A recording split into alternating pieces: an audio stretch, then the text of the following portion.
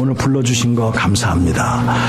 또 한 주간 열심히 살았지만 하나님의 말씀보다도 세상의 소리를 많이 들었습니다. 오늘 이 시간만큼은 저희들 하나님의 음성에 귀를 기울이고 우리의 인생을 향하신, 내 인격을 향하신 하나님의 선하신 뜻을 저희들이 깨닫고 이 말씀을 붙들고 이제 나의 인생 속에 하나님께서 남겨놓으신 시간 속에, 공간 속에 하나님의 선하신 뜻을 저희들이 새기면서 알찬 열매를 맺기를 원하오니 주신 말씀으로 인하여 저희들이 힘을 얻고 지혜롭게 잘 사용해서 정말 복된 인생, 후회 없는 인생이 될 수 있도록 도와주시옵소서. 말씀의 권세를 주시고 이 말씀 속에 숨겨져 있는 하나님의 놀라운 축복의 말씀을 저희들이 잘 깨닫고 적용해서 시간마다 복된 인생으로 열매 맺게 하옵소서. 예수님의 이름으로 감사하며 기도 올리옵나이다. 아멘. 우리 주님 사랑하시면 크게 한번 아멘 합시다. 저는 오늘 본 말씀을 중심으로요, 시간을 잡아먹는 게으름이다 라고 하는 제목을 가지고 하나님의 말씀을 대언하기를 원해요. 제가 이 말씀을 준비하면서 깨달은 것은 벌써 1월달서부터 8월달까지 다 갔어요. 그죠? 그러면 1년에 3분의 2가 다 간 거예요. 이제 3분의 1만 남았어요. 9, 10, 11, 12. 근데 이 4개월은 너무 빨리 가요. 행사도 많고 뭐 추수감사절, 뭐 크리스마스 이래가지고요, 후딱 4개월은 1월달에서 4월달까지 가는 거에 비하면 너무 빨리 가요. 그래서 우리 교인들이 열심히 또 이렇게 살았는데, 그리고 열심히 살라고 또 노력도 많이 했는데 2015년에 나머지 이제 4개월을 어떻게 보람있게 보내야 될 것인가 라고 하는 거 생각해 봤는데 이게 쉬운 게 아니에요. 실제로 가정을 지킨다는 거, 내 인격을 지킨다라는 거, 조금 더 욕심을 낸다면 내 믿음을 지킨다라는 거, 또 내가 어떻게 모아놓은 재산인데 이 재산을 지킨다라는 거, 이게요 저절로 되는 게 하나도 없어요. 진짜 수고를 해야 되고 노력을 많이 해야 본전도 까먹지가 않아요. 이것이 이제 우리의 현실입니다. 그래서 잠언은 5장에서 특히 조심해야 될 것이 이 여자 문제에 대해서 굉장히 경고를 참 많이 합니다. 어느 정도까지 말씀을 하냐게 되면은 5장 3절에 대저 음녀의 입술은 꿀을 떨어뜨리며 그의 입은 기름보다 미끄러우나 나중은 쑥같이 쓰고 두 날 가진 칼같이 날카로우며 그 발은 사지로 내려가며 그의 걸음은 스홀로 지옥으로 나아간다.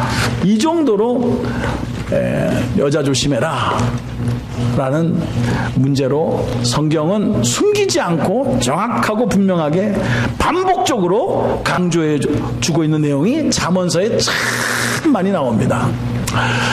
그럼 여자만 잘 지키면 되느냐? 아니라는 거죠. 오늘 6장에 들어서 5장을 지나서 6장을 들어서서 우리에게 주시는 말씀은 보증 잘못 쓰면은 패가 망신한다. 또 게으르면은 완전히 빈궁이 찾아든다. 세 번째로는 친구 따라 강남 간다고 아무 생각 없이 그냥 뭐 좋은 게 좋다는 식으로 다 따라서 했다가는 결국은 멸망의 늪으로 빠지게 된다. 이런 걸 보게 되면은 인생이라고 하는 것은 하나만 잘한다고 되는 것이 아니더라고 보니까. 신앙도 마찬가지고요. 하나만 잘한다고 해서 되는 겁니까? 복합적인 요소가 있다라는 거예요. 이거를 성경은 잠언서에서 계속해서 내 아들아, 정말 애비가 사랑하는 아들에게 가장 좋은 것을, 어린 아이들이 경험하지 못한 것을 부모가 이미 경험함으로써 어떤 것이 쓴 것이고 어떤 것이 단 것인지 구별을 할지 모르는 어린아이들에게, 자녀들에게 애비의 심정을 가지고 권면하고 있는 내용이 잠언입니다. 또한 우리가 신앙 안에서 본다고 한다면 예수 믿고 죽으면 천국, 물론 그것이 중요하고 필요한 것이지만 하나님의 마음은 네가 죽어서 천국만 가면 다 된 것이냐? 그것은 아니다라는 거예요. 오늘의 현실의 문제, 태어나면서부터 무덤까지 가는 여정 속에서 얼마나 많은 일들 때문에 우리가 울기도 하고 가슴 아파하기도 하고, 오직했으면 제명에 죽지 못하고 자살해서 죽을 만큼 그런 고통 가운데 있는 인생들의 사연들을 얼마나 우리가 많이 봅니까? 하나님의 관심은 죽어서 천국만 간다, 물론 중요한 것이고 가장 소중한 것 중에 하나이지만은 그것만 관심이 있는 분이 아니라, 하나님께서 섭리 가운데 여러분을 이 땅에 보내주셨다면 이 땅에 사는 동안에 여러분들이 어떻게 살아야 되는가, 어떤 것이 가장 보람 있는 일인가, 후회 없는 인생을 살 것인가에 대한 지혜의 말씀을 전달해 주시기를 원하셨어요. 그래서 하나님께서는 솔로몬을 통해서 오늘 1장부터 9장까지의 내용 중에서 오늘 저는 6장의 한 본문을 택해서 시간을 잡아먹는 게으름이라는 제목을 가지고 함께 하나님의 뜻을 나누기를 원해요. 왜 그러냐? 우리의 인생을 보게 되면 슬픈 일이든 좋은 일이든 나쁘든 좋든 모든 사건은 시간 속에서 이루어지고 있어요. 시간이 없으면 이루어지지도 않아요. 공간이 없으면 생기지도 않아요. 근데 이 세상에 일어나는 모든 일들, 내 인생에 일어나는 모든 일들은 하루 24시간 속에 시간과 공간 속에서 다 들어가 있는 내용이에요. 우리가 이 시간을 어떻게 관리를 하느냐에 따라서 우리의 인생이 풍요로워질 수도 있고, 그 시간과 공간 속에서 어떤 결정을 하느냐에 따라서 결과가 좋기도 하고 나쁘기도 해지는 것이 바로 이 시간과 공간 속에서 이루어지고 있다는 사실입니다.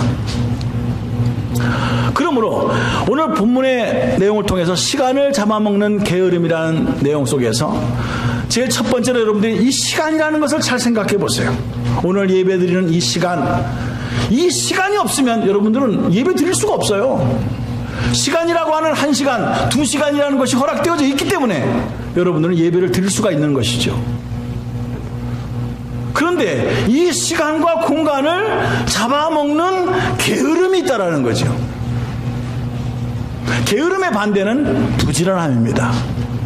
그럼 부지런함이라는 말은 그냥 쉽게 생각하면 부지런히 열심히 왔다 갔다 하는 저 사람 부지런한 사람이야, 이렇게 쉽게 얘기할 수 있지만, 우리가 조금 더 오늘 본 말씀을 통해서 다시 한번 하나님의 심장을 가지고 시간과 공간 속에서 하나님께서 왜 게으르지 말라고 그랬을까 라는 뜻을 생각해 본다면 결코 이것이 우습게 생각해 볼 일이 아니다라는 사실입니다. 세상에서도 이 시간을 통해서 연구한 게 참 많이 있습니다. 3가지입니다.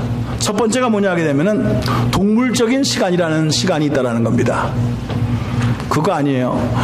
동물적인 시간이라는 것이 있다라는 거예요. 그것은 뭐냐 하게 되면은 똑같은 24시간인데 동물처럼 어떻게 사용하느냐? 그저 밥 먹는 시간, 잠자는 시간, 피곤하면 쉬는 시간, 이런 식으로 인생을 살아가는 시간을 동물적인 시간을 가지고 보내는 사람이다, 이렇게 말씀을 하고 있습니다. 두 번째로는 부지런한 모습이 그냥 왔다 갔다 하는 것이 아니라 인간적인 시간이라는 것이 있다는 거예요. 그것은 뭐냐 하게 되면 왔다 갔다 하지 않아도 인간이기 때문에 생각을 합니다. 어떻게 하는 것이 좀 더 효과적인 열매를 맺기 위하여 내가 할까 연구를 합니다. 또 모르는 것을 배움으로 말미암아 이렇게 가는 것이 옳은 길이다 라고 책상에 앉아서 공부를 합니다. 공부하는 시간, 생각하는 시간, 이거는 동물의 시간과 다릅니다. 무언가 인간적인 생각이요, 그 시간을 잘 그런 식으로 활용을 해서 옳은 열매를 맺기 위한 것이고 옳은 길로 가기 위해서 노력하는 인간의 모습, 이것을 인간적 시간이다라고 말씀하고 있습니다. 세 번째로는 우리가 생각해 볼 수 있는 것은 크리스찬 시간입니다. 크리스찬 시간이라고 하는 것은 이런 겁니다. 하나님께서 온 우주 만물을 창조하셨잖아요. 태초에 하나님이 천지를 창조하시니라. 이 말은 다른 말로 말하면 하나님이 주인이시라는 거예요. 저녁이 되고 아침이 되니 첫째 날이더라. 이 말은 무슨 말입니까? 하나님이 시간을 만드셨다라는 거예요. 성경은 이렇게 시작합니다.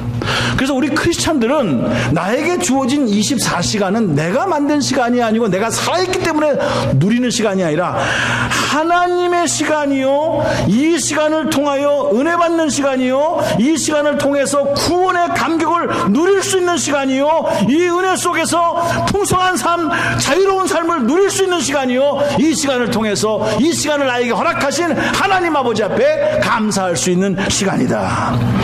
이렇게 생각하는 시간이에요. 이게 크리스찬, 그리스도인으로서 시간을 대하는 태도예요. 그러니까 이거는 동물적인 시간, 인간적인 시간하고 차원이 다른 거죠. 하나님께서 나에게 이런 시간을 주셨다면 나는 이 시간을 어떻게 사용해야 될 것인가? 내 생각이 아니라 이 시간을 나에게 주신 하나님을 생각함으로 내 시간을 활용하는 것이죠.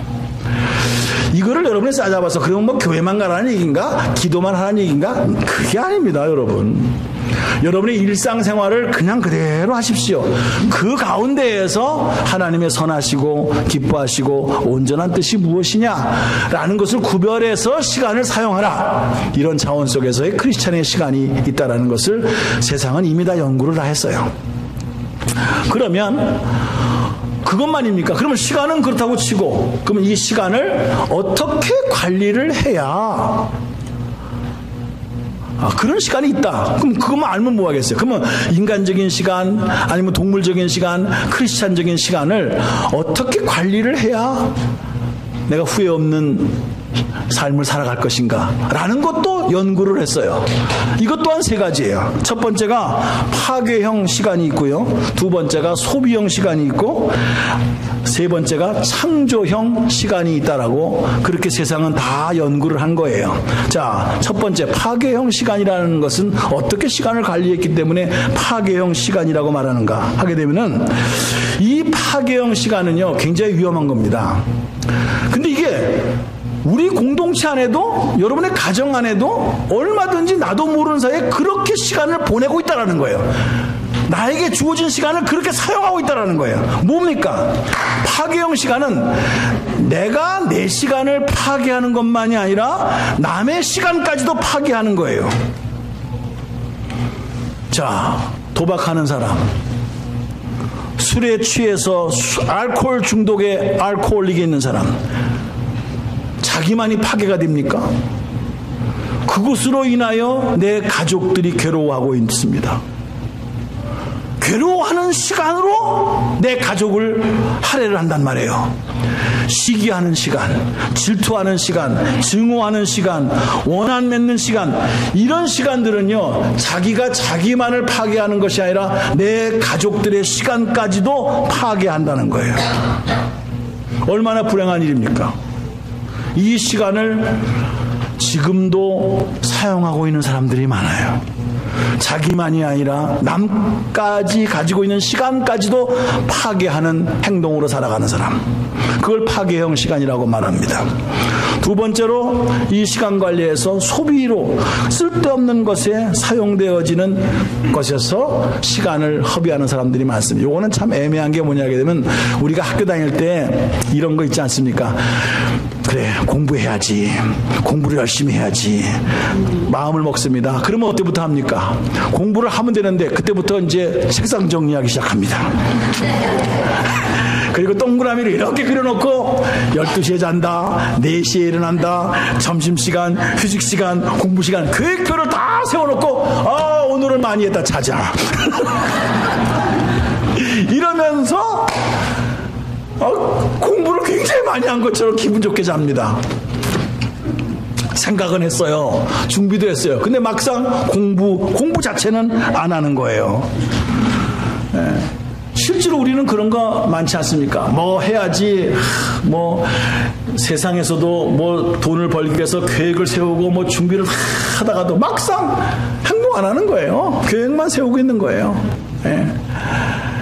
이런 거 굉장히 위험한 생각입니다. 시간만 허비하는 시간으로서 소비형 스타일이 있다는 겁니다. 근데 세 번째로 창조형 시간이라는 것은 뭐냐 하게 되면은 이거는 문자 그대로 창조주가 하나님이시니까 크리스찬 사고방식과 마찬가지예요. 아, 하나님께서 나에게 시간을 허락하셨다면 이거는 그냥 준 것이 아니라 무슨 뜻이 있을 것이다 생각하는 것이죠. 거기에 하나님의 부름이 있고 여러분을 향한 하나님의 축복이 있고 그 다음에 하나님이 내게 주신 약속의 말씀이 있다. 그렇다고 한다면 하나님께서 나에게 주신 이 시간과 공간 속에서 나는 어떤 의식을 가지고 어떤 생각을 가지고 살아가야 될 것인가에 대한 것을 초점을 맞춰서 그래서 하나님의 말씀과 함께 그대로 행동으로 옮겨지는 거예요. 이게 창조형 시간 관리라는 사실로서 그렇게 연구가 되어져 있습니다. 자, 저는 세상에서 연구되어진 시간이란 무엇인가? 동물적인 시간, 인간적인 시간, 크리스찬적인 시간이 있다. 그 시간을 어떻게 관리를 해야 될 것인가? 세 가지가 있다. 파괴형 시간이 있다. 소비적 시간이 있다. 창조형 시간이 있다. 자, 이거 다 몰라도 됩니다. 아, 그런 것이 있구나. 자, 그렇다고 한다면 여러분들이 초이스를 해야 됩니다. 나는 나머지 인생을 어떻게 초이스를 해서 할 것인가에 대한 이야기 중에서 오늘 특별히 게으른 자에 대한 이야기를 본문 말씀은 이렇게 시작을 합니다. 게으른 자여 6절에 개미에게 가서 그가 하는 것을 보고 지혜를 얻으라. 개미는 두령도 없고 감독자도 없고 통치자도 없으되 8절 먹을 것을 여름 동안에 예비하며 추수 때에 양식을 모으느니라 라고 말씀하고 있어요. 자, 여러분들이 이 말씀을 그냥 읽을 것이 아니라 성경은 게으른 자여라는 이 말이 성경에 나오지만은 특별히 이 구약 성경 중에서 이 잠언서에서 상당히 많이 나오는데 제가 읽어보지는 세진 않았어요. 그러나 조사해본 사람에 의하면 14번이나 구약 성경의 잠언서에서만 게으른 자에 대한 경고를 지적하고 있다는 사실이에요. 그러면 하나님의 말씀 중에 하나인 잠언서가 게으름에 대한 레이지라는 그 우리가 흔히 알고 있는 저 사람은 게으른 사람이야 라는 정도로서만 그냥 생각할 것인가? 그 정도라면은 하나님께서 이렇게까지 강조를 할 필요가 있겠는가 생각을 해보세요. 그것만은 아니라는 거예요. 게으른 것은 병이라는 거예요. 게으름은 죄라는 거예요. 여러분들이 이 게으름을 병이다, 게으름을 죄다 라고 인식하지 못하고 뭐 사람이 살다 보면 뭐 게으를 수도 있는 것이지 뭐 이런 식으로 그냥 무감각하게 생각한다고 한다면은 성경은 이렇게 경고를 하고 있습니다. 잠언서 26장 14절을 보게 되게 되면 문짝이 들적기를 따라 도는 것 같이 게으른 자는 항상 침상에서 구르느니라 그랬어요. 오늘 본문 말씀 9절을 보게 되면 게으른 자여 내가 어느 때까지 눕겠느냐 내가 어느 때까지 잠이 깨어 일어나겠느냐 라고 말씀하면서 10절에 좀 더 자자 좀 더 졸자 좀 더 누워있자 이렇게 말하고 있어요. 여러분 이 말씀 잘 들으셔야 됩니다. 뭐가 이게 이상한 말이냐. 이 세상에서 자지 않는 사람이 어디 있습니까? 다 자야 돼요. 이 세상에서 졸지 않는 사람이 어디 있습니까? 피곤하면 졸아요. 또한 당연히 누워요. 그걸 가지고 뭐라는 것이 아니에요. 여기서 하나님께서 중요하게 우리에게 강조하고 있는 것은 좀 더예요. 좀 더. 자는 거 가지고 뭐라는 것이 아니에요. 좀 더 자자, 좀 더 눕자, 좀 더 졸자. 자, 우리가 이 말씀 한번 묵상해 볼 필요가 있어요. 자, 내일 모레면 월삭 기도인데 새벽에 알람까지 해놨는데 알람을 울렸는데 들었어요. 월남 소리에 안 깨는 사람이 없어요. 들려요. 근데 우리 마음은 일어날까 말까, 일어나야 되는데 몸이 안 일어나죠. 그때 떠오르는 위로의 말, 마음은 뭐니로되 육신이 약해서 주여 내 형편과 처지를 아시는 주여, 이러고 그냥 꺼버리고 잡니다. 근데 이건 제 말이 아니에요. 제가 이거를 묵상하다가 여러 가지 책을 저도 뒤져보고 참고를 하는데 거짓말이라는 거예요. 무슨 마음이 원하는데 육신이 약하냐는 거예요. 거짓말하지 말라, 이렇게 써져 있어요. 왜 그러냐? 옆에서 누가 총을 쏴봐라. 그때도 육신이 약해서 못 일어납니다. 이럴 거 있느냐? 벌떡 일어난다는 거예요. 어마 나 살려라 하고서는 100m를 그냥 도망간다라는 거예요. 이거는 절대로 육신이 약한 것이 아니라 일어나고 싶지 않다, 그 생각이라는 거예요. 솔직해 봅시다. 옆에 사람과 솔직하자. 시작. 솔직하자. 무슨 육신이 약해? 자고 싶다라는 거예요. 일어나고 싶지 않다라는 거예요. 생각이 그런 것이지 무슨 육신이 약한 거예요. 우리가 얼마나 자기의 순간적인 감정을 이기지 못해서 변명을 합리적으로 하기 위해서 거기에 얼마나 머리가 발달되어져 있는지 우리는 우리 자신을 알아야 된다는 거예요. 좀 더, 이거는 결정 중에서 너무너무 나쁜 결정입니다. 왜냐? 아예 안 일어나고 자버리면은 잠이라도 자지, 일어나지도 않고 아주 깊게 잠들지도 않고 일어나야 되는데 이 생각만 하다가 1시간 지났다고 생각해 봅시다. 그러면은 잠자는 것도 아니고 일어나서 활동하는 것도 아니고 진짜 고민만 하다가 끝나는 그 결정. 왜 그런 선택을 해요? 아예 안 하려면 잠이라도 1시간 더 자지, 일어나야 되는데 이러고 있다니까. 사랑하는 성도님들, 개미에게 배우라고 그랬어요. 개미는 여기 보게 되면 뭘 배우느냐? 또 개미 좀 쳐다보고 앉아있을라.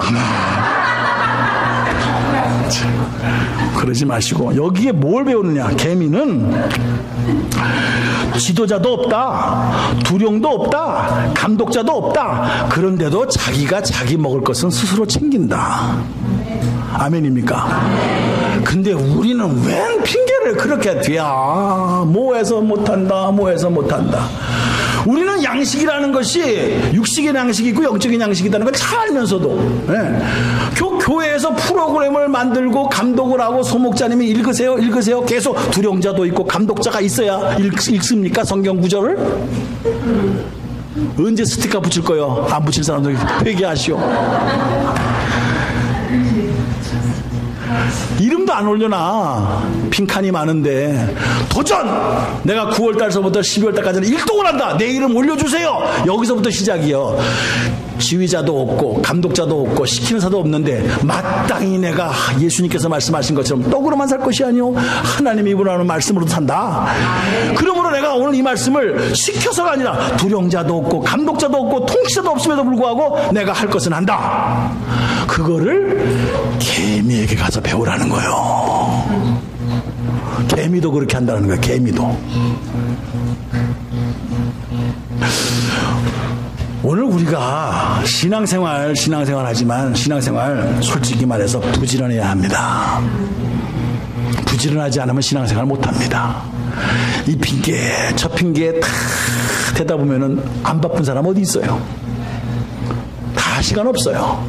그래도 시간을 쪼개서 우리가 하겠다라는 부지런함 때문에 우리가 신앙생활 하는 것이지, 내 할 길 다 하고 내 돈 쓸 거 다 쓰고 남은 거 하나님께 드린다. 남은 시간 하나님께 드린다. No. 성경은 게으름에 대한 경고를 우리에게 보여주고 있습니다. 시간에 대한 게으름만이 아니라 정신적인 게으름에 대해서 우리는 무시할 수가 없어요. 왜냐? 정신적인 게으름은 참 이건 무섭습니다. 자, 남들이 열심히 합니다. 그러면 자기는 안 해요. 게으르니까. 그럼 안 하면 열심히 하는 사람을 치열업 해줍니까? 절대로 치열업 안 합니다. 에이, 뭐 혼자 잘났다고 저렇게 하고 있어. 나도 옛날엔 다 저렇게 해봤지. 이러면서 뒤에 가서 다른 소리 합니다. 꼭 저렇게 해야 되나? 하려면 잘하지, 저걸 한 거라고 했어. 비꼬입니다.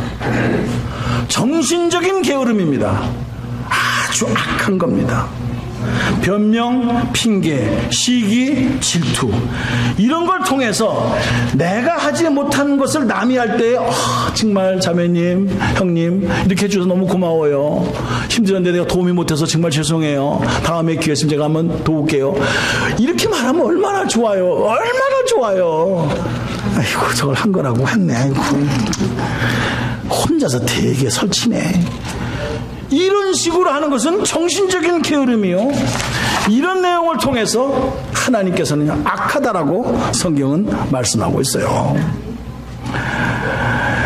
잠언서 22장 13절에 보게 되면은 게으른 자는 말하기를 사자가 밖에 있은즉 내가 나가면 거리에서 찢기겠다 하느니라 그랬어요. 세상에 살아가는 것도 보게 되면은 모험이 따르는 겁니다. 무슨 아무 일이 없기 때문에 우리가 미래를 향하여 가는 것이 아니에요. 그런데 우리는 핑계하면 된다 이거죠. 사자가 있으니까 안 나가, 못 나가. 핑계를 대는 거죠. 영적인 게으름이요, 정신적인 게으름이요, 육체적인 게으름은 그냥 게으름으로 끝나는 것이 아니라 합리화시키기 위해서 난 뭐해서 못해, 난 이렇기 때문에 못해, 이런 식으로 핑계를 댄다는 것이죠. 잠언서 12장 27절에 보게 되면 게으른 자는 그 잡은 것도 사냥하지 아니한다 라고 말씀을 하고 있어요. 오늘 저와 여러분이 이 게으름에 대한 주님의 비유를 한번 여러분들에게 소개합니다. 마태복음 25장 14절과 30절에 나오는 내용으로서 그 유명한 달란트의 비율입니다. 달란트의 비율. 어떤 사람이 타국에 갈 때 그 종들을 불러 자기 소유를 맡긴 것 같다. 잘 아시는 바와 같이 시간상 다 읽지 않고 어떤 사람에겐 5개, 2개, 1개를 맡겼습니다. 5개 맡긴 사람은 5개 남겼고 2개 남긴 사람은 2개를 남겼습니다. 근데 하나 맡긴 사람은 그냥 하나만 갖고 왔어요. 5개를 맡긴 사람하고 2개를 맡긴 사람이 5개를 남기고 2개를 남겨서 갖고 왔을 적에는 착하고 충성된 종이라고 했는데 1개를 맡겼을 때 1개를 갖고 온 사람은 그냥 게으른 종이라고 하지 아니하고 악하고 게으른 종아 라고 25장 26절을 한번 비춰보세요. 거기 그렇게 나와 있어. 25장 26절에 악하고 게으른 종아. 그럼 우리는 빨리 생각을 했나? 시작합시다. 그 주인이 대답하여 이르되 악하고 게으른 종아, 나는 심지 않는 데서 거두고 해치지 않은 데서 모으는 줄 내가 알았느냐? 라고 주님이 반문하십니다. 여러분 잘 이거 이해하셔야 돼요. 아니, 본전 갖고 왔는데 게으르다라는 것은 이해가 됩니다. 내 상식으로는. 근데 내가 악한 게 한 게 뭐 있어요? 난 악한 짓은 안 했어요. 게으르다라고만 인정을 해주시면 나는 그건 받아들이겠습니다. 그런데 왜 본전 갖고 왔는데 본전도 까먹을 사람이 얼마나 많은데 악하다니요? 나는 악한 짓 한 적 없습니다. 본전 갖고 왔습니다 라는 식으로 얼마든지 우리는 우리의 상식으로 따질 수가 있어요. 똑같은 겁니다. 그런데 하나님은 본전 갖고 온 사람을 향하여 악하다고까지 말합니다. 이거는 무슨 말이냐? 기도하는 가운데 깨달은 것은 게으른 게 악한 거라는 거예요. 악한 게 게으르다는 거예요. 게으른 게 죄라는 거예요. 죄가 악한 것처럼. 그냥 죄가, 게으름이, 레이지, 이 수준이 아니에요, 여러분. 하나님 입장에서 볼 적에는 어떤 것이냐 하게 되면은, 내가 너를 택하였고 너에게 준 기회가 있다라는 거예요. 여러분이 그냥 부모님이 사랑해서 나를 이 땅에 보냈다라는 생각을 할 수가 있지만은, 우리가 거듭나고 난 다음에 그 생각은 옳지 않습니다. 여전히 거듭나고 난 다음에도 부모님이 사랑해서 나를 이 땅에 나게 됐지라고 생각하면 자기 인생을 생각하는 사람은 솔직히 거듭난 사람이 아닙니다. 거듭난 사람은 그렇게 생각할지라도, 하나님께서 나에게 이 시간과 공간을 주셨구나. 그러면 하나님께서 나를 이 땅에 보내실 적에는 분명히 어떤 목적이 있었을 것이다. 그 목적을 이루기 위하여 나에게 주신 시간이 있고 기회가 있다. 또 그것을 감당하려고 능력까지 주셨다. 근데 이것을 깨닫지 않고 하나님을 오해하고 자기 멋대로 사용하는 모습, 이게 악하다라는 거예요. 게으른 수준이 아닙니다. 이게 하나님이 보시는 내용입니다. 그러면서 맨 마지막에 30절에 가서는, 이 무익한 종은 어두운 데 가서 슬피 울며 이를 갈고 있다라는 마지막 인생의 결과까지도 보여주고 있는 내용이에요. 이 세상에, 제가 이 말씀을 묵상하면서 이렇게 되기를 바라는 사람이 누가 있겠습니까? 아무도 없어요. 저는 다 잘 되기를 바라고. 그런데 우리의 현실을 보게 되면 게을러요. 동물적인 시간을 보내요. 그저 먹고 마시고 즐기는 일에만 신경을 쓰고 자기의 그 주어진 시간을 허비를 해요. 동물적인 시간을 살아가는 사람입니다. 소비적인 시간을 사용하는 사람입니다. 창조적인 시간, 크리스찬적인 사고방식을 갖지 아니하고, 뭐 오늘이 아니면 내일 또 오겠지, 막연하게. 내일 올지 안 올지 어떻게 알아요? 오늘 밤에 하나님 데려가시면 어떡하려고. 우리 교회에서는 그런 일이 실제로 있었어요. 밤일하는 사람인데 오늘 이렇게 예배를 잘 드렸어요. 그분은 나이트십이에요. 11 to 7으로 빵 공장에 가서 일하는 사람이에요. 그날 저녁에 이스트 탱크에 빠져가지고 죽었어요. 그 밤에. 어떻게 여러분 장담합니까? 그런데 이것이 내가 누릴 수 있는 시간이라고 내 마음대로 써요? 천만의 말씀입니다. 그 자체가 악하다라는 거예요. 그게 게으르다라는 거예요. 하나님의 말씀입니다. 여러분들이 사람이 게으를 수도 있지. 그렇게 쉽게 생각하면 안 됩니다.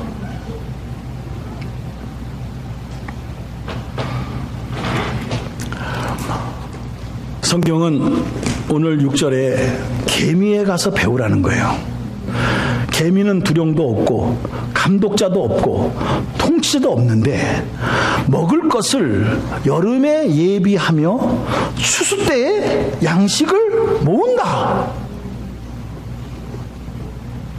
최소한도 자기가 먹어야 될 그 양식을 준비하기 위하여 누가 시켜서가 아니라 그 미물인 개미도 열심히 모을 수 있을 때 모은다. 모을 수 없을 때가 있을 때를 대비해서 누가 시켜서도 아니다. 우리 인생도 마찬가지 아닙니까? 근데 우리는 왜 이렇게 뭐가 있어야 된다, 뭐가 있어 핑계만 대면서 차일피일 이유만 대고 넘기는지 모릅니다. 여기에서 유명한 결론적으로 하나님 말씀 한번 보도록 하겠습니다. 시편 126편 5절과 6절을 보게 되면은, 눈물을 흘리며 씨를 뿌리는 자는 기쁨으로 거두리로다. 울며 씨를 뿌리러 나가는 자는 반드시 기쁨으로 그 곡식의 단을 가지고 돌아오리로다. 라고 하면서 시편 126편 6절로부터 5절과 6절은 그렇게 말씀하고 있어요. 저는 처음에 이 말씀을 묵상하기 전에는 아무 생각 없이 울었어요. 무슨 눈물을 흘리며 씨를 뿌리는 자, 무슨 뭐 기분 나쁜 일이 있었나, 부부 싸움을 했나. 여러분 생각해 보십시오. 눈물을 흘리면서 씨를 뿌리는 자, 씨를 뿌리는 거는 슬픈 일이 아닙니다. 여러분, 추수할 때에 곡식을 많이 거두게 되면은 기쁘고, 추수할 때에 추수할 게 없으면은 아이고 흉년이 들었구나, 이때 농부의 마음이 슬퍼지는 것이지, 씨를 뿌릴 때는요 아직 결과가 보이지 않았기 때문에 눈물을 흘리면서 씨를 뿌릴 이유가 없다라는 거예요. 근데 성경은 눈물을 흘리며 씨를 뿌리는 자는 기쁨으로 거두리로다라고 말하고 있어요. 그럼 무슨 말일까요? 무슨 말일까요? 이거는 지금 이 농부가 씨를 뿌리는데 굉장히 지금 자기 주변에 슬픈 일이 생겼어요. 진짜로 너무나도 억울한 일이 생겼어요. 아무것도 하기 싫어요. 진짜 살기가 싫은데 무슨 나가서 농사일을 하라는 거예요. 눈물을 엉엉 우는 거예요. 그래도 이 농부는 씨를 뿌린다라는 거예요. 왜? 언젠가는 이 슬픔이 바뀌어질 거니까. 내가 만일에 슬픔 때문에, 아픔 때문에, 오해 때문에, 억울함 때문에 오늘 씨를 뿌리지 않으면은 훗날 내가 먹을 게 없거든. 그러면 그때는 이 문제가 해결돼도 먹을 게 없기 때문에 울고 있어요. 진짜 먹을 게 없어서 힘들어하고 있을 시간이 온다라는 거예요. 그러니 오늘의 나의 주어진 환경이 아무리 어렵고 힘들다 할지라도 내가 뿌릴 건 뿌리고 심을 거는 심어야 내가 찼을 때 그것이 다 시간 따라 바뀌어지면서 그때 뿌려놨던 수확이 거둬짐으로 말미암아 내가 기쁨으로 거둘 수 있다. 아멘. 이 말이에요, 이게. 사랑하는 성도님들, 개미는 두령자도 없고 감독자도 없는데 할 거를 한다 그랬어요. 여러분들이 지금 할 거를 해야 되는데 나는 뭐 때문에 못해? 라고 하면서 씨를 뿌리지 않는다면 뭘 거두시겠어요? 내 나이가 지금 이런데 내가 뭘 하겠어? 그런 사람은 내 나이가 어때서 그건 잘 부르더라고 또. 아이 세상에. 그런 유행가는 잘 부르면서 왜 내 나이가 어때서 얼마나 내가 이 나이에 교회를 못해? 내가 왜 성경을 못 읽어? 이렇게 도전을 받아야지. 그런 일에 대해서는 아이고 이 나이에 뭘 하겠어? 그리고 씨를 뿌리지를 않아.